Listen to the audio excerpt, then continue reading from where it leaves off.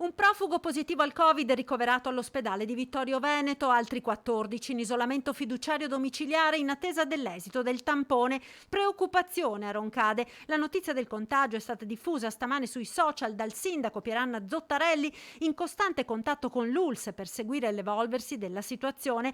I migranti sono ospitati in 2 alloggi in centro a Roncade, gestiti dalla cooperativa di accoglienza Auri. Questi sono cosiddetti rifugiati reali, non migranti economici, e sono nel territorio da diverso tempo, da anni. Sono quindi inseriti in ambiente abitativo e la buona parte di loro sta già lavorando, anche la persona appunto che è stata individuata come positivo è persona che lavorava. La situazione è sotto controllo, rassicurano le autorità, ma il sindaco non cela la rabbia.